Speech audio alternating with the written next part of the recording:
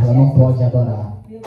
Esse altar aqui é madeira, não tem vida, ele não pode adorar. Agora você tem fôlego dentro desse corpo.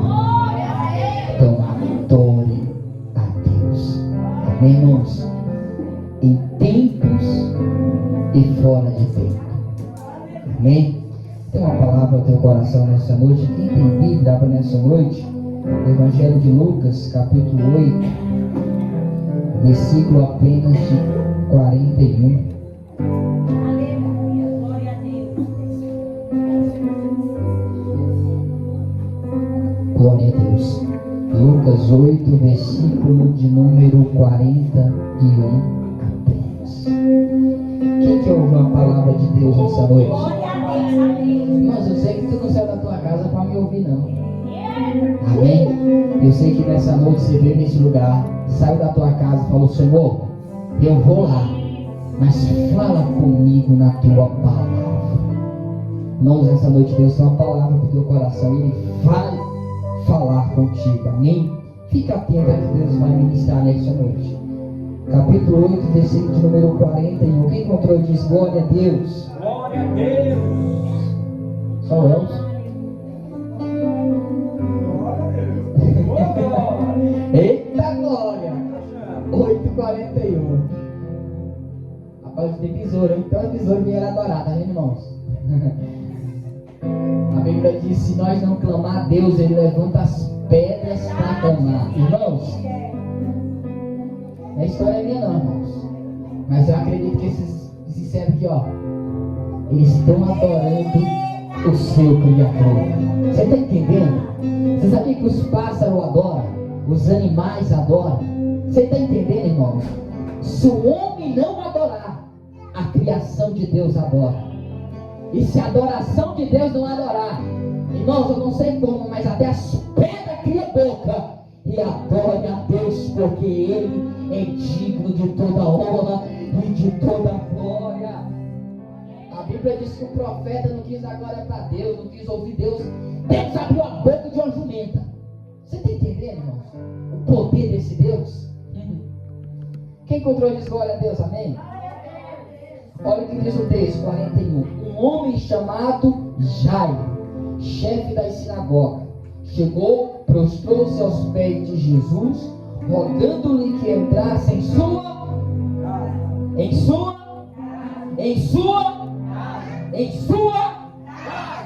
Hoje Ele vai na tua casa. Amém? Hoje Ele vai na tua casa.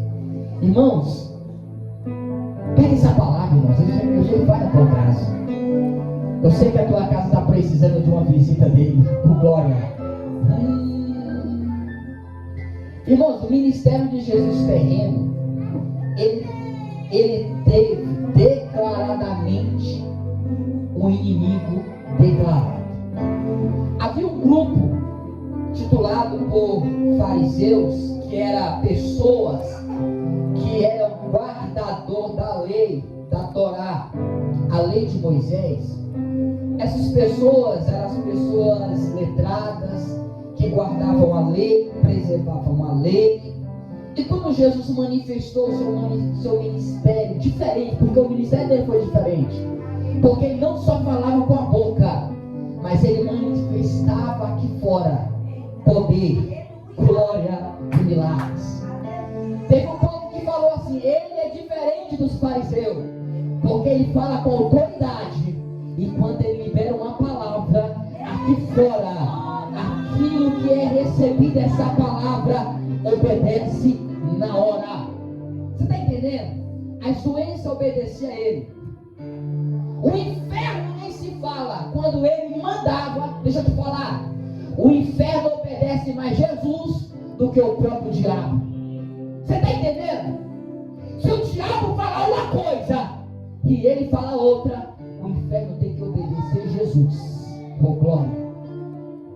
E esse grupo, fariseus, guardador da lei, eles eram o inimigo declarado de Jesus. Por que, Luiz?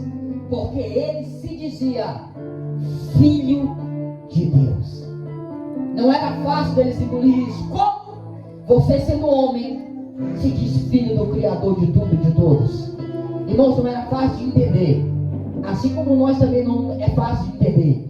Mas deixa eu te falar. O Deus, Criador do universo, Ele coube dentro de uma criança e dentro do ventre de uma mulher. É difícil de entender isso, irmãos. Como o Deus Criador de tudo caberia em um ventre? Ele veio dentro de um ventre de uma mulher chamada Maria. E os fariseus não aceitavam isso. Tu é filho de Maria, tu não é filho de Deus.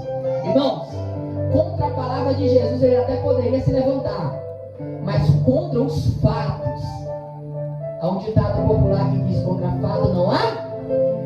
Quando Jesus falava eu sou filho de Deus, alguém se levantava: tu não é filho de Deus.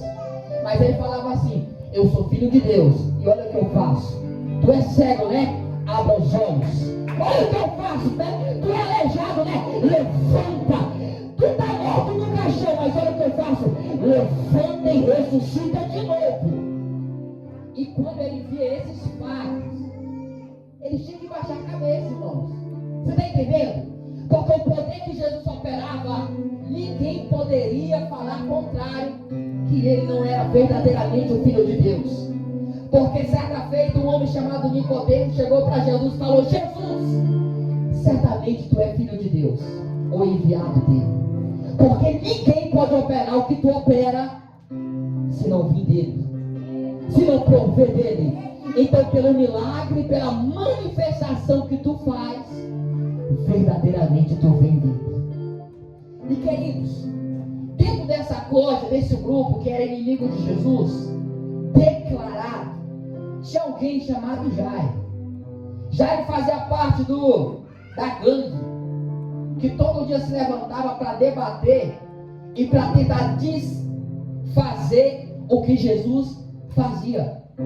Porque os fariseus também, Jesus ele operava uma coisa, ele saía contando. Ali Jesus ele expulsou o demônio de uma menina. Aí lá atrás ele saía contando: ele expulsa os demônios em nome dos próprios demônios, porque ele está endemoniado. Então esse era o grupo que tentava desfazer aquilo que Jesus fazia. E dentro desse grupo tinha um homem chamado Jairo. Fala Jairo, irmãos. Jairo era uma das pessoas que fazia parte desse grupo, que falava que Jesus não era filho de Deus. Você está entendendo? Jairo era uma dessas pessoas que falava que Jesus expulsava em nome dos demônios. Jairo era uma dessas pessoas que falava que Jesus era um fanfarrão, picareta, que não era coisa nenhuma filho de Deus. Esse era Jairo. Irmãos, mas certa feita a mulher de Jairo, eu vou parafrasear agora nas minhas palavras, falou assim: amor, eu tenho que levar nossa neném para consulta, e eu vou aproveitar que ela anda sentindo algumas dores, reclamando, e nós vamos examinar. E a mãe da criança, a mulher de Jairo, leva ela para o hospital. A saber, ele tinha posse, ele tinha riquezas, ele tinha condições. Ele não levou para um hospital popular, ele levou para um hospital melhor da época, porque ele poderia pagar. E quando a criança vai, a criança é examinada. Agora pensa comigo, o médico olhando para a mãe da criança falando: infelizmente, o diagnóstico dessa criança não é aquilo que você está esperando. Qual, doutor? Essa criança, ela tem poucos dias de vida. Agora cá para nós, irmão, tu é pai, tu é mãe, imagina tu ouvir do doutor ou do médico que o teu filho que nasceu no teu ventre, ele tem poucos dias para viver. Não foi uma notícia bem aceita, ou melhor dizendo, não estavam preparados para ouvir isso daquele médico. Mas isso que ela ouviu, a tua criança de 12 anos, ela não tem tempo muito de vida, porque ela está com uma doença. Essa doença ela é terminal e ela já está no estado avançado. Pode levar para casa e pode se despedir. Aí imagina a esposa contando isso para o marido: Jairo, a nossa filhinha, ela tem poucos dias de vida. Agora imagina aquele pai ouvindo aquela notícia. Que a filhinha dele, que ele tanto amava, paparicava, vai partir dessa para outra.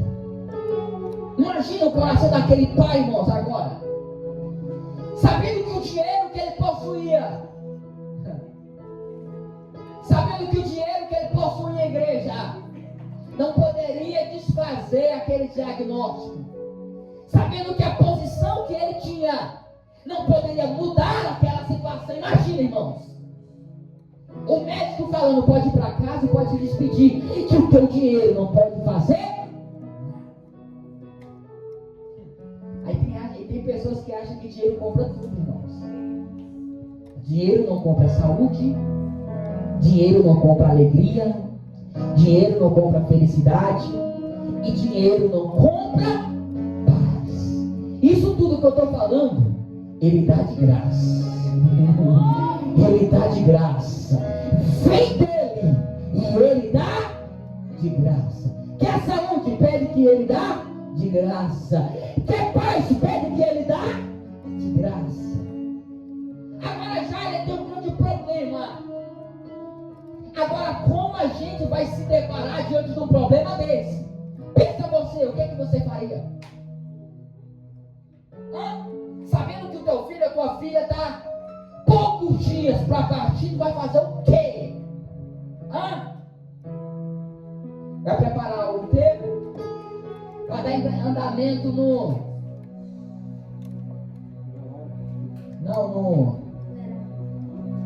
velório não, moço. No plano funerário, acionar. O que você faria no lugar de Jairo? Ficaria em casa, olhando para aquela criança defiando, morrendo? Ele até ficou por um tempo missionário, Daniel. Sabe por quê? Porque ele era orgulhoso. Você está entendendo? Ele, sabendo que o dinheiro dele não podia comprar ou mudar aquela situação, ele até sabia de uma história de uma pessoa que poderia mudar aquele estado, aquela situação, aquela história. Mas ele é orgulhoso. Por que ele é orgulhoso? Porque ele é um inimigo declarado de Jesus. Imagine agora uma pessoa que é teu inimigo declarado, precisando de algo que só você pode fazer. Agora imagina, Jairo. Eu falei dele. Eu falei mal dele. Como que agora eu vou lá com a cara lavada e pedir para ele me ajudar? Eu disse que ele nunca foi filho de Deus, que ele era um picareta mentiroso. Agora como que eu vou lá pedir para ele me ajudar? Irmão, por algum tempo Jairo, o orgulho falou mais alto. Jairo ficou dentro de casa, sofrendo. E a criança desviando, morrendo. Irmãos, mas teve um dia que Jairo olhou para aquela situação. O orgulho já foi acabando. As forças já foram acabando. Ele pensou: rapaz, eu só tenho uma esperança, só tenho um caminho, só tenho uma solução. E é Jesus. E se eu não for agora, a minha filha vai perecer. Aí ele passa por cima do orgulho, ele vai buscar Jesus. Agora imagina um fariseu atrás de Jesus.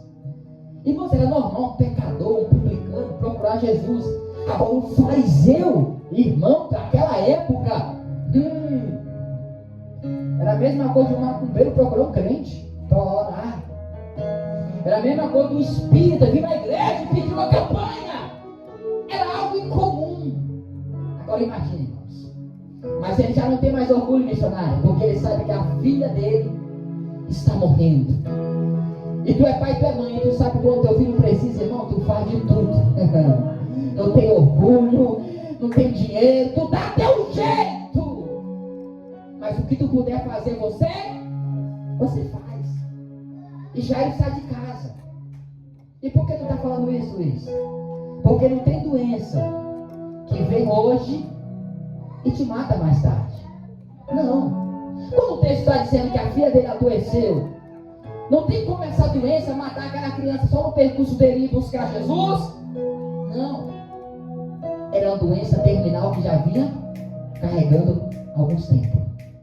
Mas quando ele chegou no limite, ele vai buscar quem pode resolver o problema dele. Quando ele chegou no limite, ele pensou assim: eu não tenho mais saída, e só tem uma possibilidade, e é esse Jesus. Eu sei que eu falei mal dele, mas eu tenho que ir atrás dele. Aí, irmãos, agora pensa comigo, Jairo indo atrás de Jesus. E quando ele encontra Jesus, o texto vai dizer o que Jairo vai fazer? Imagina um fariseu ajoelhado publicamente diante de Jesus. Imagina agora, irmãos, o teu inimigo no meio da rua, ajoelhado na tua frente e clamando por socorro pela tua vida. Parou para analisar, irmãos? É mais ou menos parecido com isso. Aquela pessoa que te odeia, que não quer te ver pintada de ouro, parando na tua frente, no meio da rua, ajoelhado e falando: me ajuda! É mais ou menos por aí, irmãos. Jairo, quando olha Jesus de longe, ele esquece quem ele era, o que ele possuía, a posição. E quando ele chega diante de Jesus, irmãos, ele se prostra e adora diante de Jesus. Agora imagina a cena, a multidão olhando para o fariseu, ajoelhado e clamando por Jesus. Olha o que Jesus faz. Olha o que Jesus faz. Deus faz as coisas inverter. Quem hoje passa por aí falando mal de você, irmãos, amanhã vai bater na tua porta e vai dizer: me ajuda, pelo amor de Deus. Hoje quem está te difamando pelas costas e até publicamente. Hoje quem fala mal de você, que você não presta, que você não é ninguém. Tu verá o que Deus vai fazer. Essa pessoa, ela vai precisar de você.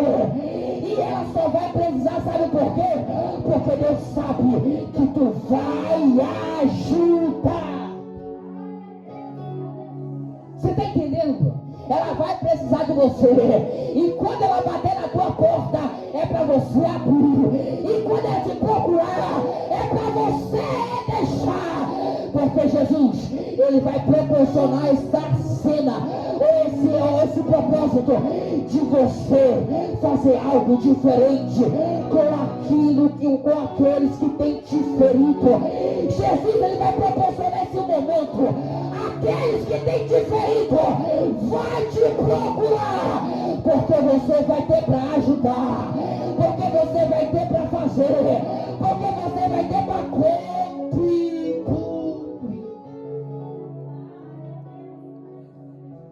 Já ele está ajoelhado, se humilhando, clamando por misericórdia.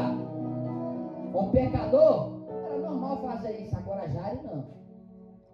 Mas como ele tinha um problemão em casa para resolver, irmãos, ele se jogou nos pés de Jesus e não ligou para a posição que ele tinha. E sabe o que é mais poderoso nessa cena aqui? Pega agora que eu vou aplicar o teu coração mal. A Bíblia diz que uma multidão estava aguardando Jesus ali. Uma multidão. Irmãos, a Bíblia diz que Jesus ele alimentou uma multidão de 4.000, outra de 3.000. Então todas as vezes que Jesus chegava eram milhares. Então milhares de pessoas estavam aguardando Jesus. Mas a Bíblia diz que dentro daquelas milhares, missionária Aniele, só Jairo estava com o joelho no chão. Você entendeu? Uma multidão que precisava de milagre. Uma multidão que precisava de Jesus na casa dele também. Uma multidão que estava ali esperando, porque também tinha um problema para resolver. Mas sabe o que é o diferencial aqui nessa cena? Que uma multidão está em pé, mas só Jairo está ajoelhado, clamando por misericórdia. Irmãos, sabe por que algumas pessoas vêm para a igreja, algumas recebem e outras voltam para casa de mão vazia? É porque quem recebe chega aqui ajoelha e se humilha na presença de Deus. Aquele que se humilha diante dele, aquele que se derrete diante dele, ele não resiste, ele não resiste. Irmão, quando Jairo ajoelhou e falou: Jesus, vai lá em casa, a minha única filha de 12 anos, ela está à beira da morte. Jesus, eu estou beijando teus pés, vai lá na minha casa, Jesus, entra lá na minha casa, eu só vim aqui porque eu quero te levar. A Bíblia diz que quando Jesus vê aquela cena, Jesus, isso é tão mais forte que eu vou aplicar algo que é mais poderoso. Pensa em alguém que era ocupado. Jesus. Pense em alguém que tinha muito compromisso no dia. Jesus. Irmão, naquele dia a agenda de Jesus de manhã até de noite estava lotada. Imagina Judas falando: Jesus, tu vai passar aqui, depois vai para lá, depois vai para a Judeia, depois vai para Cafarnaum, tem um povo te esperando ali. Mas quando Jesus viu aquela cena, quando Jesus viu aquele fariseu ajoelhado, eu parafraso agora nas minhas palavras, Jesus falando: quem está responsável pela minha agenda e a minha posição não é eu. Cancela tudo hoje, cancela tudo hoje, porque a minha agenda hoje vai ser na casa desse fariseu, vai ser na casa desse fariseu. Hoje eu vou na casa dele. Jesus não tinha planejamento para ir na tua casa hoje. Não estava na agenda dele ir na tua casa hoje. Mas nessa noite você pode fazer ele mudar a agenda. Nessa noite você pode fazer ele mudar de ideia e fazer ele visitar a tua casa hoje. Você pode mudar a sentença. Você sabia disso? Você sabia que você pode mudar a sentença? A tua atitude pode mudar a sentença. Mesmo que seja de morte, ela pode mudar a sentença. A Bíblia diz que Deus falou a Isaías: vai visitar Ezequias, fala para ele, por acaso morre, ele vai morrer ou morrerá. Imagina Deus falando para o profeta: Deus, ele não volta atrás, a palavra que foi liberada acabou. O máximo que Ezequiel tinha que fazer era mandar acabar a cova e esperar a morte. Mas a Bíblia diz que quando ele recebe aquela notícia, ele se vira de costa e começa a se humilhar diante do Senhor, e começa a se degustar diante do Senhor. Fala: Senhor, lembra que um dia eu fui fiel ao Senhor, lembra que um dia eu fazia o que era reto aos seus olhos. E a Bíblia diz que ele começou a chorar, chorar, chorar, chorar, chorar. Ei, um crente que chora na presença de Deus, ele não consegue resistir. A Bíblia vai dizer que ele, o profeta, ainda estava descendo o palácio, mas antes dele sair do palácio, Deus bradou: profeta, volta lá de novo, porque meu filho orou, porque meu filho se humilhou. Volta lá, porque eu vou mudar a sentença. Era de morte, mas diz que a sentença agora é de vida, vida, vida, vida, vida, vida, vida. A tua atitude hoje vai mudar a tua sentença. A tua atitude hoje vai mudar as tuas causas. Eu não sei como tu entrou aqui, mas uma coisa eu sei: tu pode mudar essa situação hoje. Tu pode mudar essa causa hoje. Luiz, como que eu posso mudar? Como que eu posso fazer? Só tem um caminho: buscando aquele que pode. Buscando aquele que pode. E como que eu busco? Ajoelhando, ajoelhando e reconhecendo que é só Ele. Só Ele, só Ele. Esse teu problema hoje, tu tem que reconhecer que é só Ele, só Ele, só Ele, só Ele.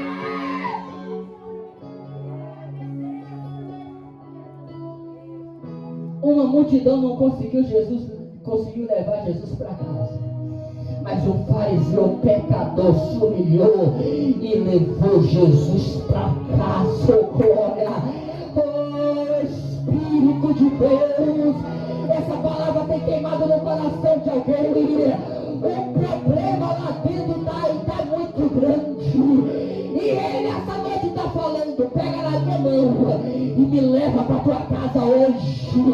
Leva-me para tua casa. Leva-me para o teu ambiente. Me leva. Me leva.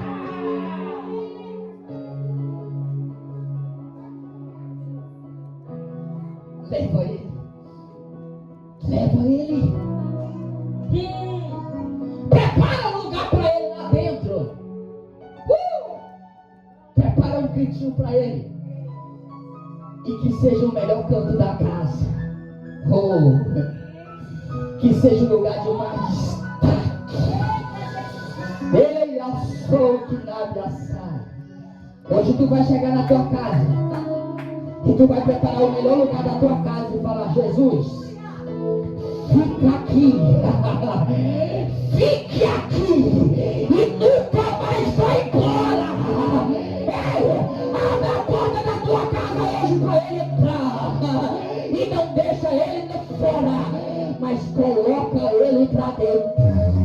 Coloca ele para dentro. Coloca ele para dentro. Porque quando ele chegar lá dentro, o que vai acontecer, Luiz? Vamos aprender no texto. O que acontece na casa que Jesus chega? O que acontece na casa que Jesus entra? Rapaz, eu vou afirmar algo aqui, pega com segurança. Não fica do jeito que está. Não fica. Oh! Se abrir a casa para ele entrar, se tiver doença, a doença arruma as malas e vai. Se abrir a casa para Jesus entrar, se tiver falência, a falência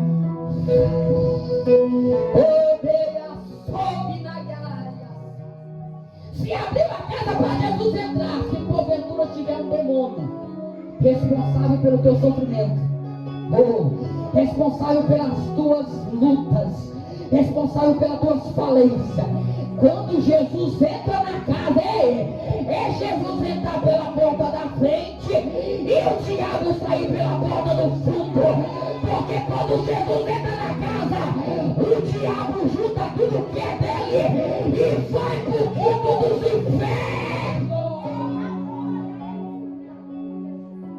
Mas ele não consegue ficar na casa que Jesus está.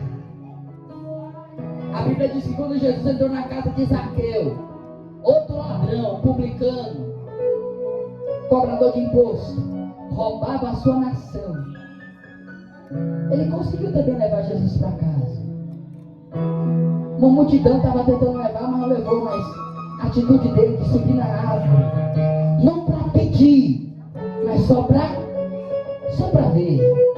Ei, aquele que fala assim, sai de casa e fala: Senhor, hoje eu vou naquele culto, não precisa nem me dar nada, eu só quero te sentir.